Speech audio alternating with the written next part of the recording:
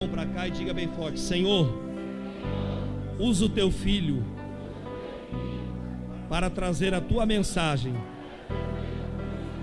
aos nossos corações, para que eu e minha casa podemos sempre ter a direção do Senhor, sermos abençoados por ti.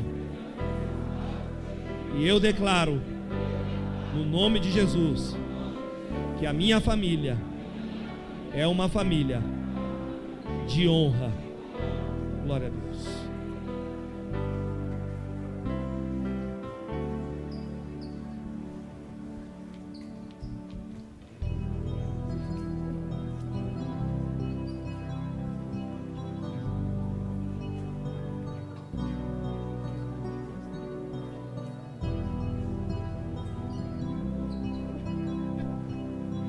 Paz do Senhor a todos, amém? Podeis tomar os vossos assentos, por gentileza, glorificando e bendizendo ao nome do Senhor, digno de todo louvor e de toda glória. Estou feliz por estar aqui essa noite para trazer a palavra de Deus aos nossos corações. Agradeço antecipado o convite, pastor Ricardo, nosso amigo, aos demais obreiros que aqui estão com ele, toda a igreja, que Deus possa abençoar cada um de vocês, amém? Me perdoem o atraso, nós estávamos em outro culto e acabou atrasando um pouco. Tem uma proposta, a mensagem dessa noite, que é o Quinta Família de Honra, família um só coração, que é o mês de setembro, um mês dedicado à família, sendo esse o primeiro de uma série de pregações com homens de Deus que irão trazer palavras de Deus voltadas às famílias, nessa congregação, nesse culto, amém? Então nós vamos seguir a proposta que nos foi dada, e o tema que o pastor Ricardo nos deu é investindo em nosso maior patrimônio. Qual que é o nosso maior patrimônio? Família. Não precisa ninguém vir aqui dizer isso, né? Glória a Deus. Nosso maior patrimônio é a família. Porém, eu quero ser mais específico dentro da resposta de qual é o nosso maior patrimônio, que é a família, que Deus nos deu, que nós amamos, que nós a preservamos, que nós queremos ser juntos felizes com nossas famílias. Observando sobre o que eu iria falar, eu pensei em ser específico ao casamento, ao casal em si, num todo, porque investindo em nosso maior patrimônio, poderia ser especificamente os filhos ou a família, abranger muitas coisas, mas eu tenho comigo e tenho aprendido ao longo de 12, 13 anos de casamento, 7 anos como pai, e de alguns anos à frente, ou numa liderança espiritual, ou de conhecimento, leitura da palavra de Deus, de ensino, e muitas pessoas que nos procuram, de fato, chegam à conclusão que não há nenhuma família, e aqui eu quero estabelecer família como marido, esposa e filhos, que não há nenhum fortalecimento familiar se o casal não estiver fortalecido. Não há. E claro que especificamente aqui nessa palavra será voltado realmente ao encontro de um homem e de uma mulher, respeitando antecipadamente a mulheres que talvez não têm o seu casamento, não estão casadas, ou têm filhos e por algum motivo, desavenço da vida, você pode incluir para aprender isso, tá bom? Mas também respeitando você, mas hoje será voltado de fato ao casal, tá bom? E ao série que provavelmente terá nas próximas mensagens, abrangerá também filhos e família como um todo, pois é muito abrangente esse tema. Para tanto, eu quero que vocês abram comigo o livro de Provérbios, cuja maioria foi escrito pelo sábio rei Salomão.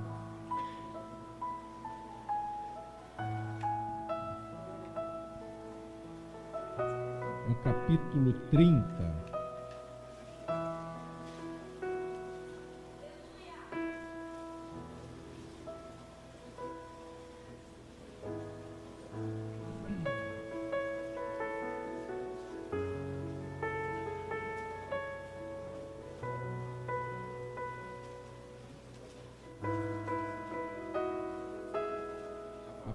versículo 18. A maioria foi Salomão, esses especificamente foi Agur, e entre outros poetas. É uma junção de vários provérbios que foi colocado no capítulo 30, tá bom? A partir do versículo 18 e 19, apenas 2 versículos para nós falarmos um pouco. Diz assim: há 3 coisas misteriosas demais para mim, e a 4 para mim é um mistério, ou sem entendimento, conforme a tradução. Caminho da águia no céu, que é a primeira coisa misteriosa. A segunda, que é o caminho da cobra sobre a penha ou sobre a rocha, é o segundo mistério. Primeiro, a serpente, águia no céu primeiro, a serpente na rocha ou a cobra na penha é o segundo. O caminho do navio em alto mar é o terceiro mistério. E a quarta, que ele disse que é incompreensível, maravilhoso demais para ele, é o caminho do homem com uma mulher. Amém? E aqui eu quero colocar que é o caminho de um casal, do casamento, do encontro, para gerar família. Aliás, o pastor Ricardo disse que quando ele tinha cabelo, não tinha percebido que ele estava com pouco. Percebi hoje, só porque ele falou. Olha só, nesse conselho que ele mostra para nós, que de fato é um conselho ao mesmo tempo colocando o mistério, que a gente que lê esses 2 versículos, e apesar de chamar de mistério essa quarta coisa, que é o encontro do homem e a mulher, que é o encontro do casal, do casamento, que ele vai dizer é um mistério, para mim é incompreensível. Todavia há uma incompreensão pelo poeta. Ao mesmo tempo ele diz que é uma incompreensão, mas coloca 3 coisas antes que ele considerou maravilhoso. E fato que são enigmas que tem que ser decifrado, por mais que seja misterioso, pode nos dar uma revelação, pode nos colocar uma luz, pode nos brilhar um caminho a seguir para tentar desvendar o mistério do encontro do casamento, o mistério entre o homem e a mulher quando se unem, quando se torna uma só carne. E para chegar lá ele vai nos dizer 3 coisas que para ele é maravilhosíssima. E a primeira delas ele vai dizer o quê? É o encontro, é o caminho, é o voo da águia no céu. A águia no céu. O que é a águia no céu? Uma das coisas mais maravilhosas que existe, uma das mais belas aves que quando voam, é a águia. A águia quando voa, ela tem uma coisa particular, sabe qual é? Ela não se esforça muito. A águia, ela é muito sábia. A águia quando ela está voando, ela vai com muita cautela. E estando em cautela, quando ela se joga, de fato ela não bate as asas, ela não força antes da hora. Quando ela pega voo, ela plana, ela solta as suas asas e ela começa a planar no céu, dando um voo da leveza, um voo da beleza, um voo sem muito esforço. Ela não começa a bater suas asas sem motivo, não se esforça sem ser a hora certa. Ela tem muita leveza no seu voar quando ela está no céu pelas correntes de vento, se aproveitando das correntes de vento para poder seguir voando, voando e voando. Eu chamo que o voo da águia é um caminho da leveza que ela tem quando ela está voando, quando ela está no céu, que é o caminho leve que o sábio vai dizer. A quarta coisa para chegar lá, por ser misteriosa, incompreensível, todavia há uma primeira coisa que nós vamos tentar decifrar, segundo ele, que é o caminho dessa águia quando está no céu, que é o caminho leve, que é o caminho que não força a barra, que é o caminho que tenta e na hora certa se esforça, mas quando ele percebe que agora ela pode voar, ela se joga nesse voo, ela plana nesse voo, nesse caminho. Olho para isso e olho para os nossos casamentos, olho para o homem, olho para a mulher, olho para o casal, de tantos problemas que às vezes vem nos procurar, e penso que uma das coisas, que muitas brigas, muitas desavenças que existem dentro de casa para o casal é justamente a não ter um casamento leve, É um casamento que às vezes é uma forçação de barra enorme um com o outro. É um casamento de muita exigência. Nós temos a mania de exigir do outro, exigir, dizendo: eu quero isso, eu quero que faça aquilo, eu quero que você seja dessa maneira, para mim você tem que ser assim, assim, assim, assado. Nunca é um voo leve que nós procuramos seguir dentro de um casamento, conforme ao conselho que esse homem dá para nós. Eu percebo que a maioria dos perrengues que vem dentro de um casal, sabe qual é? Querer forçar a barra sobre o seu cônjuge. E sabe como é essa forçação de barra? Querer que o outro seja exatamente como eu quero que ele seja. E se ele não for como eu quero que ele seja, logo eu não estou satisfeito no meu casamento. Entrando com exigência, dizendo: eu quero que seja assim. Mas sabe o que acontece? O outro não vai conseguir ser assim. Ele não vai conseguir atender às suas exigências. Sabe por quê? Ele viveu numa outra família, ele viveu numa outra casa, ele cresceu numa outra cultura, ele foi aconselhado por pais diferentes, ele era de uma família diferente, e agora se uniu dentro da própria casa, e entra num parâmetro, num critério, dizendo: você tem que ser como eu quero que eu seja, que você seja. Aí começa, sabe o quê?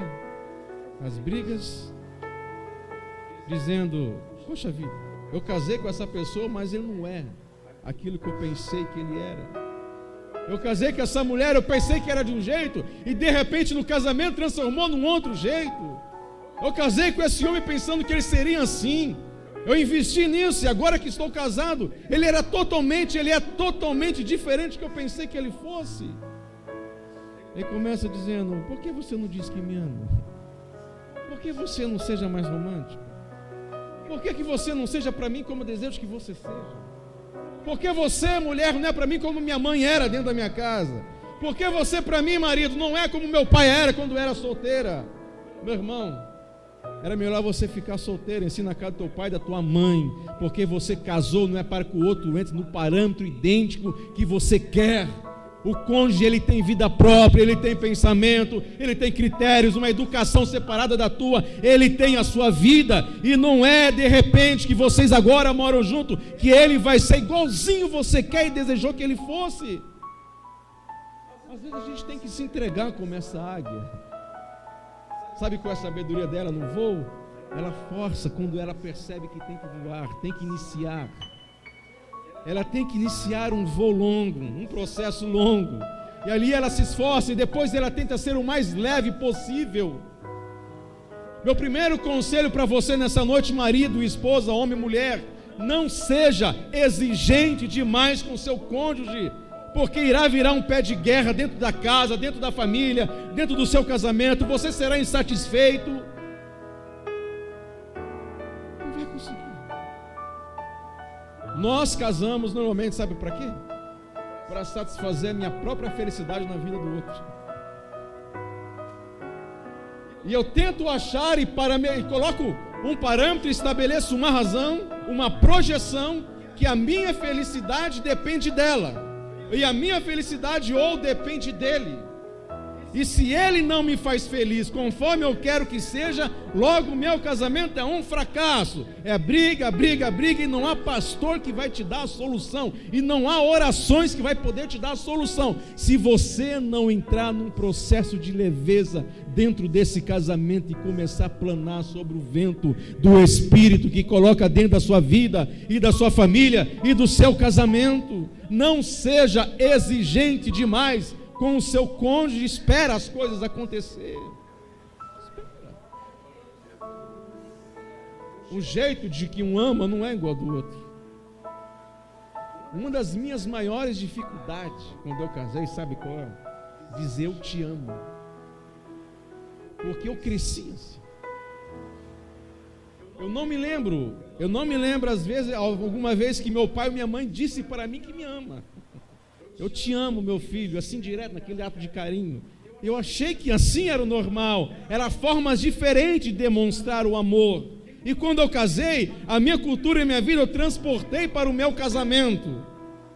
E ela dizia o quê? Você não diz que me ama, então você não me ama. Logo, se não há uma verbalização a respeito, igual não há amor correspondente acontecendo. Seja como eu quero que você seja. E não foi nenhuma, nem duas, nem três brigas por causa disso, porque não havia demonstração verbal. Mas ela existia no meu coração. Ela era real. E ela descobriu que ela deveria ser exigente, não ser exigente demais para permanecer feliz no casamento. O homem e a mulher, ele pensa diferente quando casa. Demora um processo, é longo, anos e anos e anos, para que um comece a entender como o outro é, e a junção dos dois começa a ser agora um único pensamento, escolhas, vontades. Isso é um processo longo, e o conselho que ele dá: não seja demais exigente, se solte nessa leveza desse vento como essa águia, para poder permanecer casado e feliz para sempre. O segundo conselho que ele dá, para tentar descobrir o quarto mistério demais, é o caminho da cobra na penha, na pedra. Olha isso daqui, eu amo a poesia, eu fico extraordinário com um jogo de palavras que ele nos coloca para nos dar alguma luz de alguma coisa. Como a gente percebe que passou uma cobra em algum lugar? Como? Pelo rastro. É um rastro de cobra, passou uma aqui, deixou a marca. Ele, para falar no casamento, diz: é como a cobra que anda nas pedras, ou seja, ela quando anda nas pedras não deixa nenhuma marca. Ali não há nenhuma marca que possa identificar que passou, não há marcas do passado existente.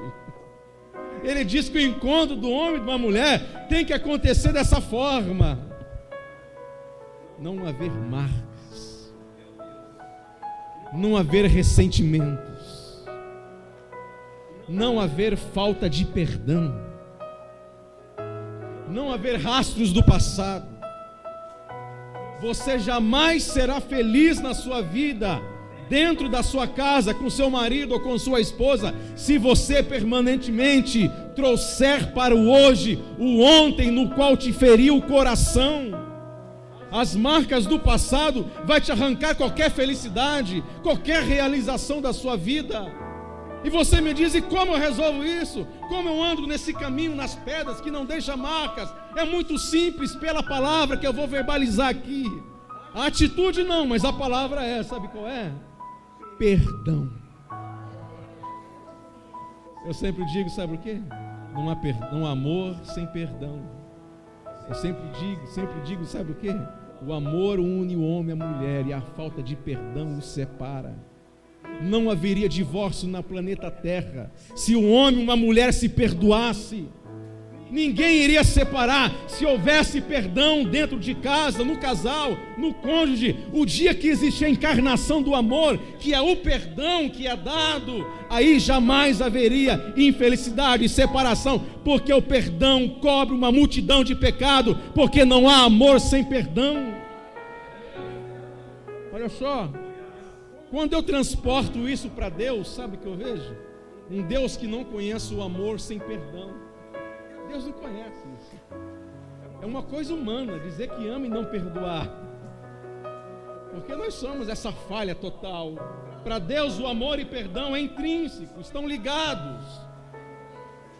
Deus amou o mundo de tal maneira que deu o seu Filho, não é apenas de verbo, mas encarnou, para que todo aquele que nele crê não pereça, ou seja, é perdoar.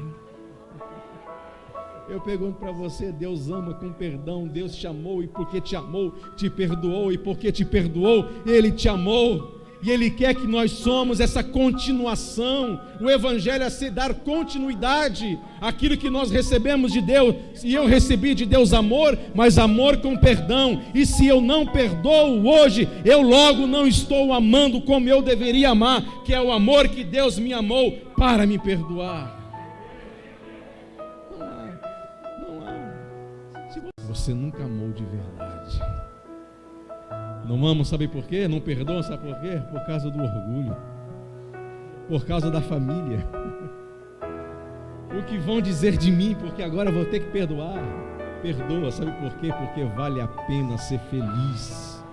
Vale a pena dizer eu amo, e porque eu amo eu perdoo. Vale a pena viver dentro de casa, vale a pena ser realizado na vida, mas você não alcançará essa realização e felicidade se você não aprender a amar de verdade, e só ama de verdade quem perdoa. Portanto, coloca o perdão dentro do seu casamento. Coloque o perdão dentre você e seu marido, esse marido e sua esposa, que no meio haja amor, mas amor com perdão. Aí você verá que nada será mais forte do que esse amor. Nada. Como essa cobra que anda na penha, na pedra, que não deixa marcas. É o perdão que não traz o passado de volta. É o perdão que não traz o passado para o presente. É o perdão que uma vez perdoa, não quer dizer que houve um apagão mental, não, mas é um perdão que não coloca o passado no presente. É um perdão que não deixa as mágoas que você viveu. Quantas mulheres talvez que aqui estão, quantos maridos que talvez aqui estão, que lá no começo do casamento tiveram mágoas, tiveram marcas, tiveram rastros, que te deixou ferido de alguma forma, e anda essa vida de conjugal durante décadas e anos e anos e anos com essa mágoa. O Senhor está dizendo não, que o seu casamento seja como uma cobra que anda na pedra, que não deixa rastro nenhum para ser identificado. Perdoa de verdade, porque vale a pena perdoar a pessoa que nós amamos. Oxalá, oxalá, se dentro do nosso casamento houvesse perdão, se diante o pior dos pecados houvesse perdão do outro.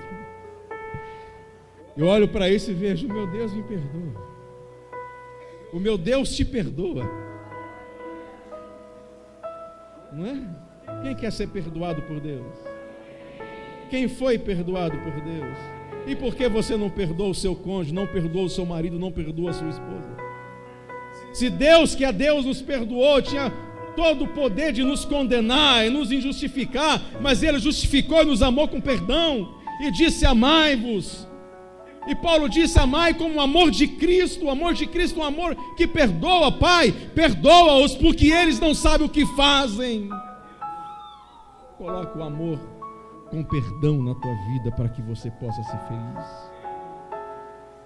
A terceira coisa extraordinária que ele diz, que para ele é incompreensível, para chegar à quarta, que é um mistério total.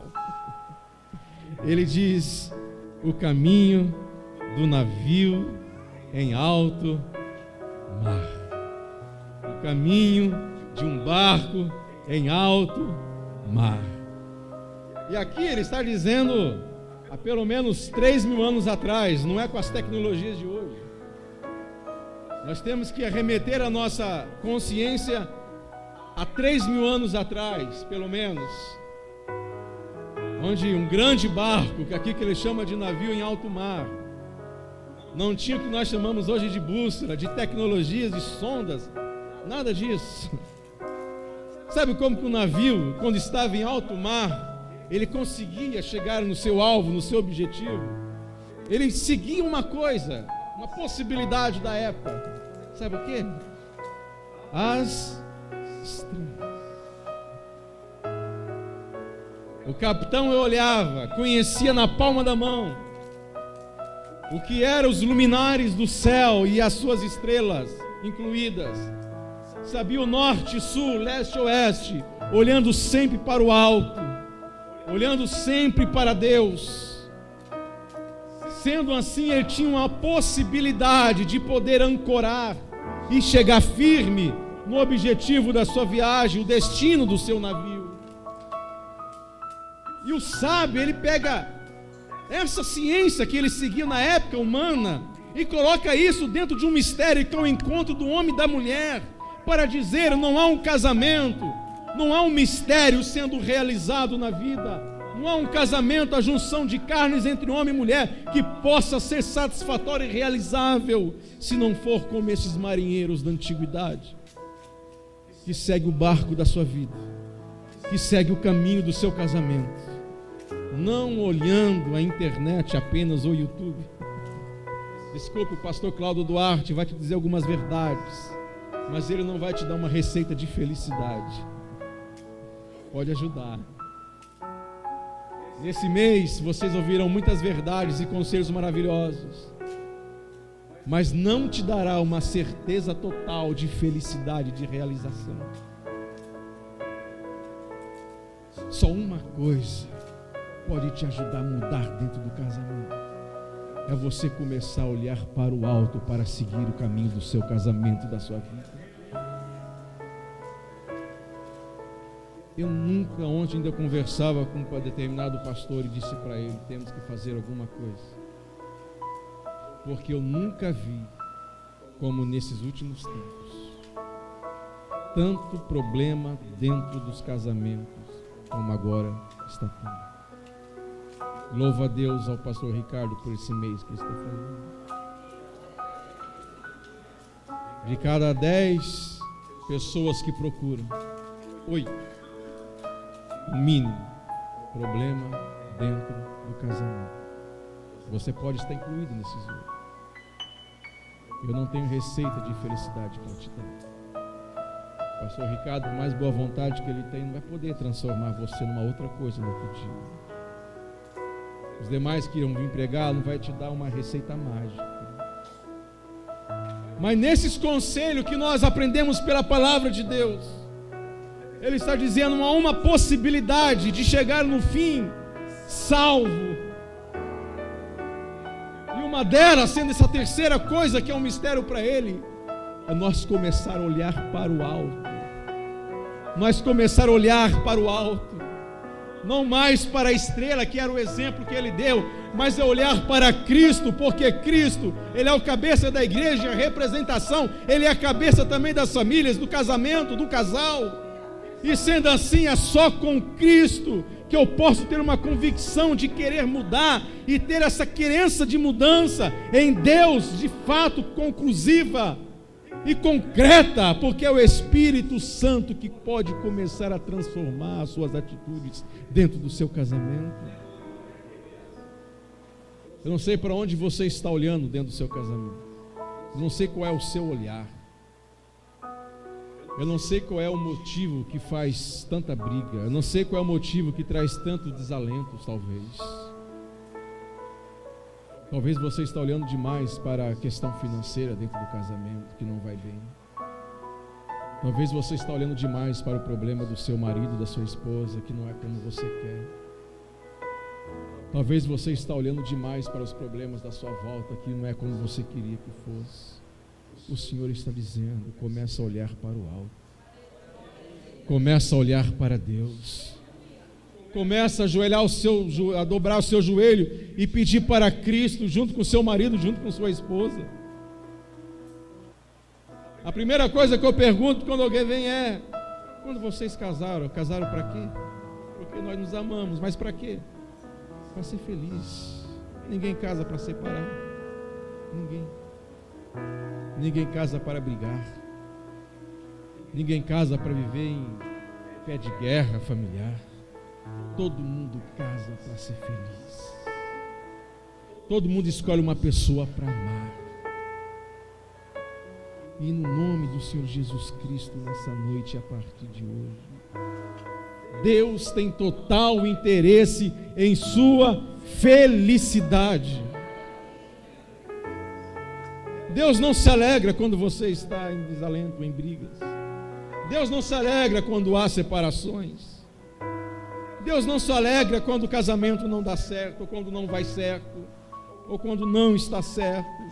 Pode ter uma certeza absoluta: Deus se alegra quando o seu casamento está feliz e satisfeito com isso. Ele está do seu lado, não está contrário a você. E ele diz que essa quarta coisa quer tentar, essas 3 para tentar desvendar esse mistério, que é o caminho do homem, com uma mulher. Eu vou dizer uma coisa aqui, que coisa misteriosa que é essa mesmo. Que coisa misteriosa que é essa que Deus fez para nós. Ele vai, cria o homem, que a Bíblia nos diz que é Adão. E quando Adão abre os olhos, quem foi a primeira pessoa que Adão viu? Quem? Deus, não é? Ele abriu os olhos e viu quem? O Criador. Uma forma de presença. Depois ele vai olhar para Adão e dizer: vou arrumar um companheiro, um que seja igual a ele. Queria quem? A Eva, não é a mulher. E quando Eva abre os olhos, a primeira coisa que ela vê, quem é? Deus. E vai dizer que vem Deus e apresenta Eva a Adão. Pensa nesse encontro. Você marido e você esposa agora. Pensa nessa junção de carnes que Deus fez agora. Disse: Adão, eis aqui a tua mulher, e ambos serão uma só carne.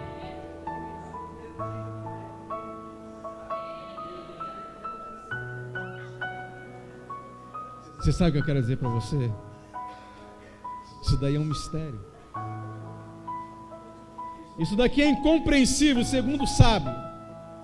Ele não pode explicar. Ele está dizendo: olha, eu não sei explicar como essa coisa acontece. Eu não sei explicar. Eu sei que é bom, que é maravilhoso. Eu não sei explicar como uma carne é na outra, em outras questões espirituais, como Deus olha isso, mas eu sei que é possivelmente uma carne se unir à outra e os dois virar uma coisa só. Mas ele vai confessar dizendo: todavia, um mistério demais para mim e eu não posso explicar. Todavia, eu coloco uma luz nessa verdade absoluta, nessas três coisas. Se a gente seguir,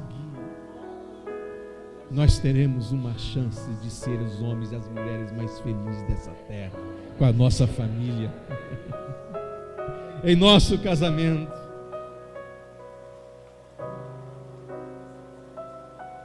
Essas três coisas que ele coloca aqui para nós, que é para desvendar e revelar esse mistério, que é do homem e da mulher, que é do casal, quando se une. Ele vai dizer agora com as minhas palavras, e eu quero dizer para vocês.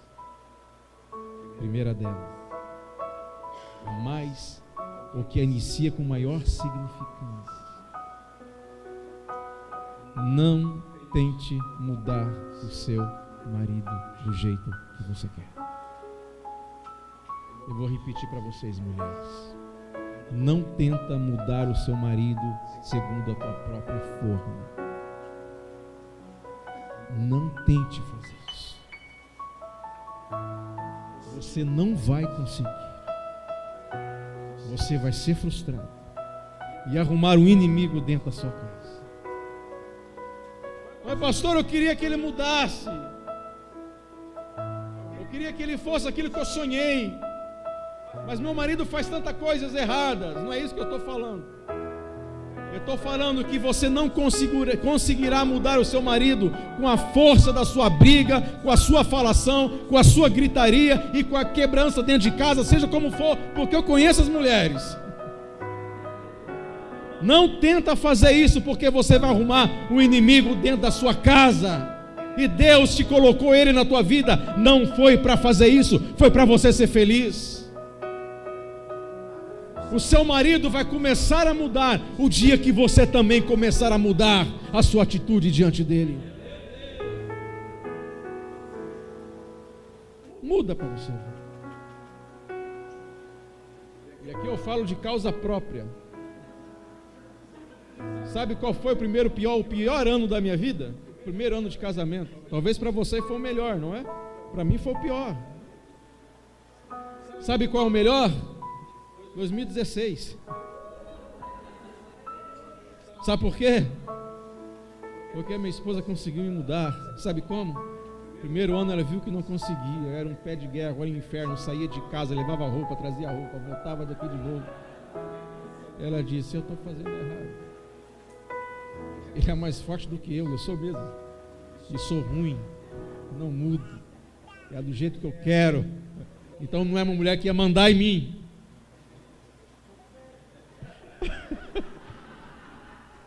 É o primeiro conselho aqui das minhas palavras agora para você entender.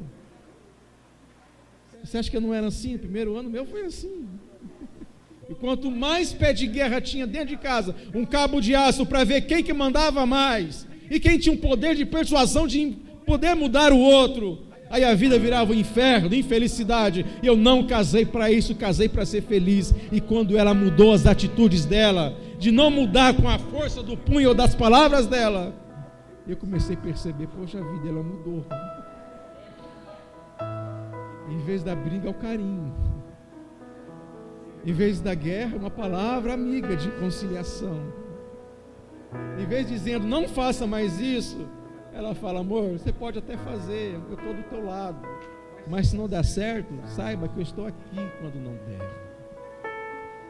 Gente, essas palavras de sabedoria, mulher, você tem um poder. Se você soubesse o poder que vocês têm, vocês mudariam qualquer homem no planeta Terra. Se vocês soubessem o poder que vocês têm. Só com poder, não é com histeria, não é com falação, não é com briga, não é com nhenhenhen, gritaria dentro de casa, não é nada disso. Isso tem um efeito contrário. Seja sábia como o voo dessa águia, leve que vai pelo caminho que Deus quer da tua felicidade. Vá por esse caminho. Sabe qual é esse vento que a águia se joga? A águia é muito esperta, ela é inteligentíssima. Sabe qual é? Como que ela consegue fazer longos voos de horas, às vezes sem bater uma única asa, é só pegando o caminho do vento. Opa, peguei uma corrente de vento para o norte eu vou. E vai leve, leve, leve, conseguindo tudo o que quer. Esse vento que pode te conduzir com mudança dentro da sua casa. Peça ao Espírito Santo, porque Ele é o sopro do teu casamento, Ele é o vento que te segue. Siga Ele, diga, Espírito Santo, eu quero mudar para que meu marido mude, me ajude, coloque em mim o fruto do Espírito. Gálatas 5:22, que é gozo, mansidão, longanimidade, benignidade, amor e tudo mais, temperança. Coloque em mim, porque eu casei para ser feliz. E o teu casamento vai mudar em nome de Jesus para melhor. Tá bom, vai ser ótimo, tá ótimo, vai ser um mistério incompreensível.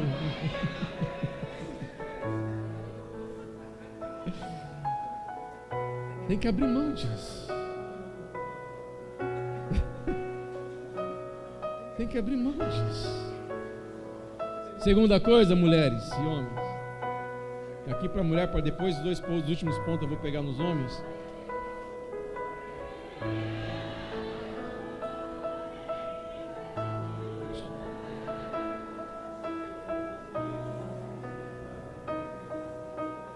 Vocês deram glória a Deus, mas vou explicar uma coisa para vocês.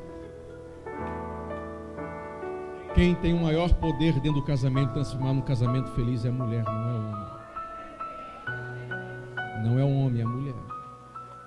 A mulher consegue transformar tudo. A mulher consegue transformar tudo. Deus deu isso a vocês. A prova, na Bíblia, claro. Quem que comeu o primeiro fruto e depois deu para o outro? Hã?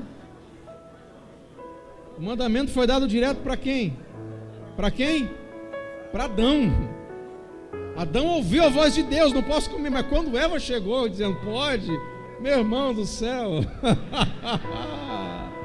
vocês têm um poder enorme, vocês têm a capacidade de transformar a casa de vocês. Vocês têm a capacidade de transformar o melhor homem da sua vida ser o seu homem.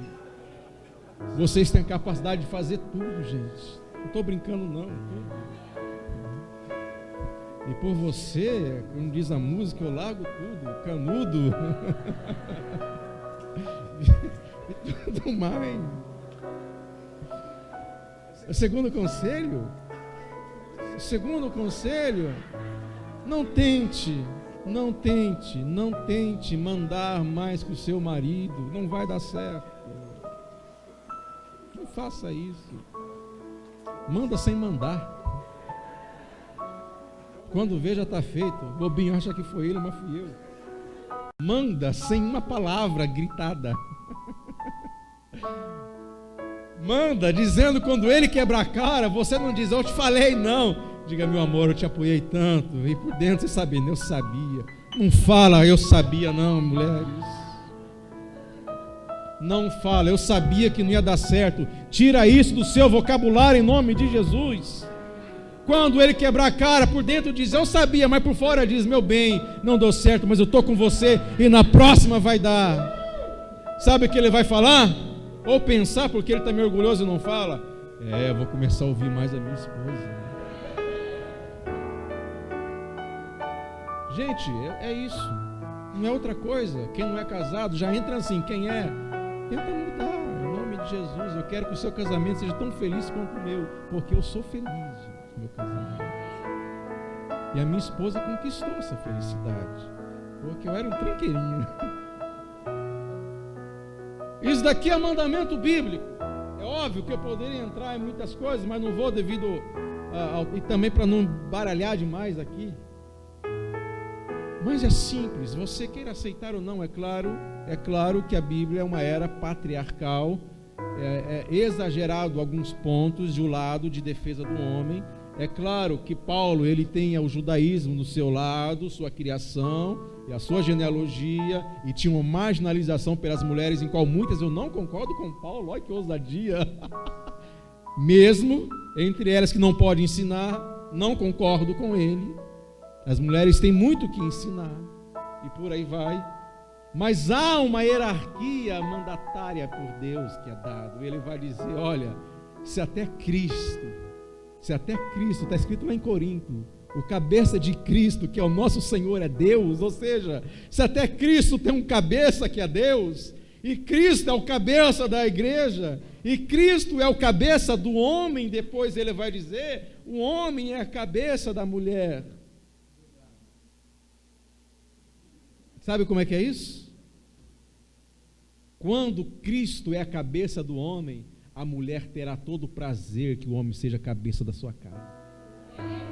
O problema é a mulher deixar que o homem seja a cabeça, sendo que a cabeça dele não é como a de Cristo, e Cristo não é a cabeça dele, ou seja, nele não há os princípios do caráter de Deus, é um problema. Mas se seu marido tem os princípios do caráter de Deus, e Cristo é a cabeça dele e da família, eu tenho certeza que vocês mulheres têm um prazer que ele seja o cabeça dentro de casa. É assim, simples assim, que você deve ser. E quando ele trata agora essa questão toda, já encerrando com as palavras agora aos homens de cobra que anda nas pedras, nós somos dotados dos maiores orgulhos, são os homens, não são as mulheres. Eu conheço casos, desculpe, eu vou falar coisas aqui que talvez você não concorde, talvez você não aceite ou ache pesado demais. Há muitos casos de adultérios que poderiam ser o continuado de uma família feliz. Eu não estou falando com coisas que eu não sei. Eu conheço nenhuma nem duas pessoas, depois de 10, 15 anos de uma separação, por uma traição conjugal, hoje diz que pena que eu não perdoei. A traição, ela inicia por um casamento falido e fracassado. Homem, seja homem.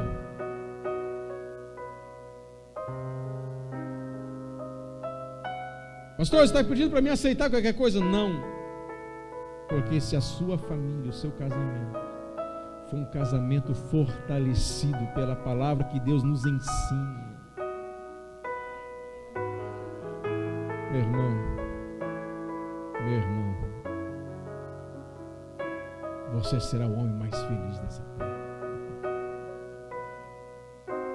Não seja orgulhoso demais. O orgulho derruba qualquer homem.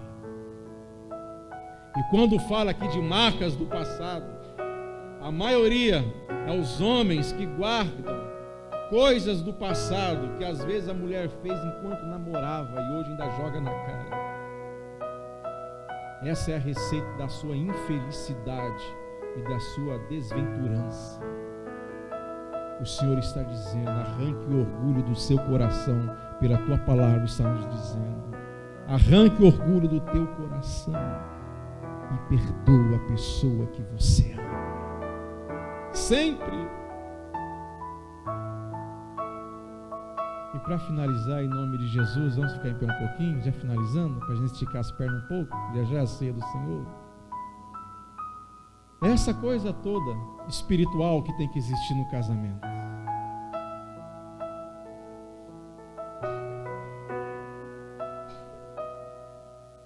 Não é difícil. Não é difícil.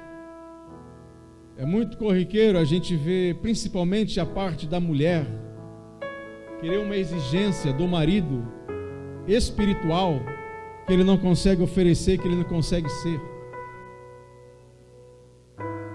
Aí você me diz, pastor, qual que é o parâmetro espiritual que deve ter dentro do casamento? O espiritual que eu estou dizendo é a igreja que nós servimos, essa coisa de igreja, de ministério, de virmos e irmos, e por aí vai.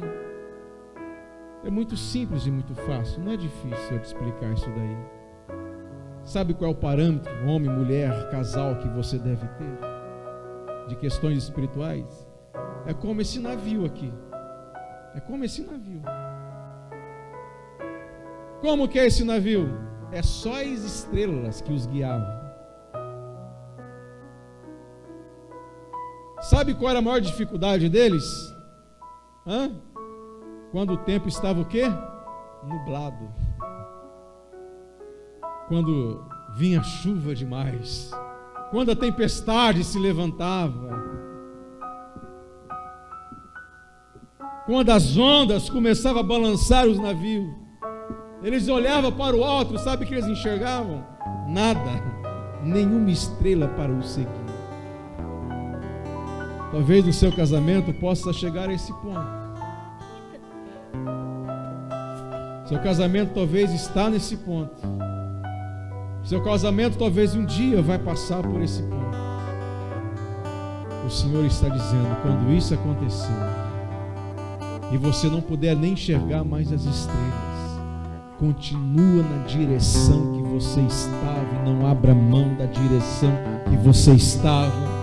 Não vá para a esquerda, não vá para a direita, mas permanece firme na mesma direção, porque toda a tempestade passa se você estiver firme em Jesus.